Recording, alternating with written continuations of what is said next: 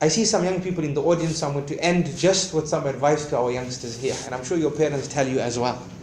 Because you are our today and tomorrow. The scholars teach us about purification of the soul. And they tell us from the best ways of purifying the soul is not to speak too much, not to eat too much, and not to have bad friends, and not to have evil glances. Why I'm saying it to the young people, because uncles' glances now are khalas, inshallah.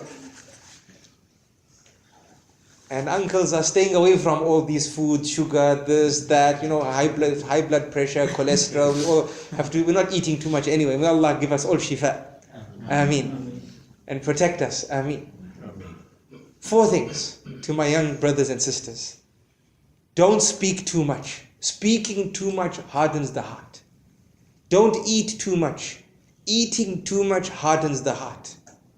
When you bloated and you can't breathe, and eating and restaurants and unhealthy food and all, your whole day is about where we're eating next. Right? Don't. Eating is a means of survival. We eat to live. We don't live to eat. Have you heard that line? We eat to live. We don't live to eat. Don't eat too much. Don't have bad company, bad friends. Bad friends will destroy your nafs and destroy your heart. Friends who don't remind you about Allah and His Rasul and the hereafter, they are dangerous friends. Don't spend time with them. I'm not saying they're bad and you should judge them as bad, but I'm saying for your own development, stay away from them. Remember, the topic is tazkiyah, and tazkiyah refers to development as well of the nafs. Stay away from them. And you know the hadith of the Prophet ﷺ about the good friend and the bad friend. The good friend is like the one who sells perfume. And the bad friend is like the one who smells iron. He works near the blast furnace. You heard about this? Yeah. When you go visit the perfume selling friend, it's either he's so generous he'll give you a whole bottle of itr. So you benefited, mashallah, whole bottle of itr. And if he's not so generous, then he will take out a bottle from under the counter and tell you to try some. Right? You tried some itr. So did you benefit? Yes, you benefited. And if he's even not that generous, then at least you being in his shop with all these nice scents, it will rub onto your clothes. When you leave that shop, did you benefit? Yes. You benefited. Good friend company always benefits you. Always. But bad friend company is like the friend who smells iron. Look at the wisdom of Rasulullah sallallahu alaihi wasallam teaching us so simply. He says, when you visit the friend who works at the blast furnace, if you get too close to the blast furnace, the spark will come out and burn your clothes. That's where the action is. That's what the action is. When you're in the mixer. And if you say, you know what, I am going to be careful. My parents told me these people are not good friends, should stay away from them. Okay, no problem. I still will be their friends, but I'll be careful. And you say, I'll stand far away from the blast furnace. Then the black smoke in the room will blacken your clothes.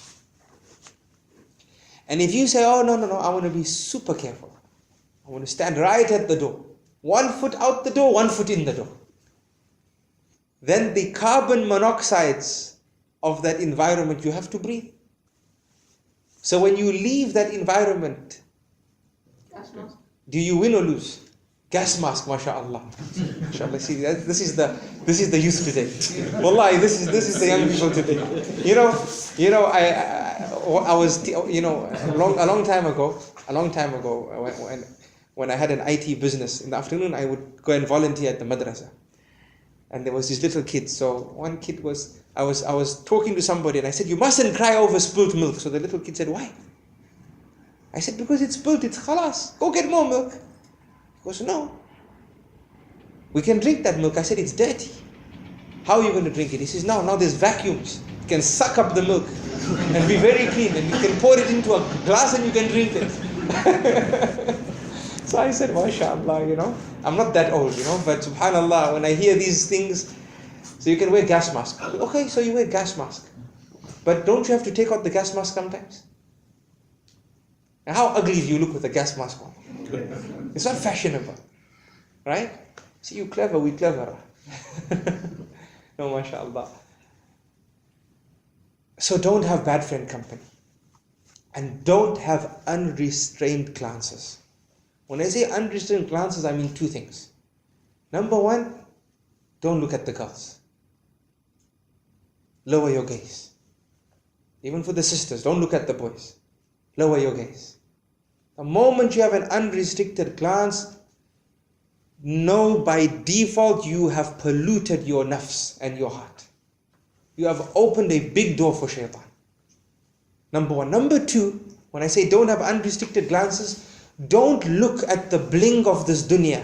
These Lamborghinis and all these amazing things. Kids, we all into all this fast cars and Lamborghini and the latest mobile phone and all this.